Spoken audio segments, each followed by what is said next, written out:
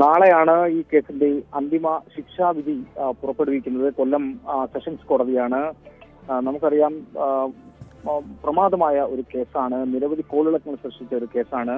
നിലവിൽ ഈ കേസിൽ പോലീസ് ചുമത്തിയ കുറ്റങ്ങളെല്ലാം തന്നെ പ്രോസിക്യൂഷന് കോടതിയിൽ തെളിയിക്കാൻ സാധിച്ചു എന്നുള്ള വലിയൊരു പ്രത്യേകതയുണ്ട്. കൊലപാതകം, വധശ്രമം, സ്ത്രീകൾക്കെതിരെയുള്ള അതിക്രമം ഉൾപ്പെടെയുള്ള കുറ്റങ്ങൾ ആദ്യം തന്നെ ചുമത്തിയത് ഇതെല്ലാം തന്നെ തെളിയിക്കാൻ സാധിച്ചു. അതുപോലെ തന്നെ ഡ്യൂട്ടിയിൽ ഉണ്ടായിരുന്ന മറ്റ് ഡോക്ടർമാരെ ജോലി തടസ്സപ്പെടുത്തിയത് അടക്കം ഡോക്ടർമാരെ, അതുപോലെ തന്നെ പോലീസ് ഉദ്യോഗസ്ഥർ, ഈ തരത്തിലുള്ള വകുപ്പുകളെല്ലാം തന്നെ കൃത്യമായി തെളിയിക്കാൻ സാധിച്ചു. അപ്പോൾ നിലവിൽ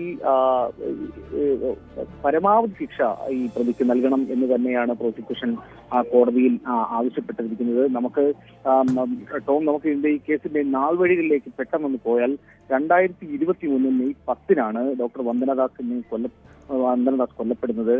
മെയ് 12 തന്നെ കേസ് പ്രത്യേക അന്വേഷണ സംഘം ഏറ്റെടുത്തിരുന്നു.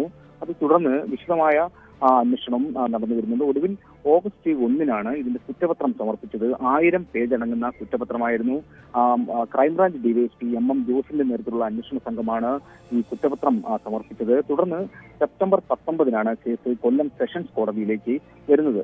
തുടർന്ന് ഈ കേസിന്റെ നിലനിൽപ്പിനായിട്ട് മാർച്ച് 21 പ്രതാപ് ജി പടിക്കൽ എന്ന സ്പെഷ്യൽ പ്രോസിക്യൂട്ടറിന് ഈ കേസ് കൈമാറണം എന്ന് വന്ദനയുടെ മാതാപിതാക്കൾ ആവശ്യപ്പെടുന്നു. തുടർന്ന് 2 മാസത്തെ വിചാരണയ്ക്ക് ശേഷം മെയ് 21 ഇരു കൂട്ടരുടെയും വാദം കേട്ട കോടതി പ്രതിക്കെതിരെ കുറ്റം ചുമത്തുകയായിരുന്നു.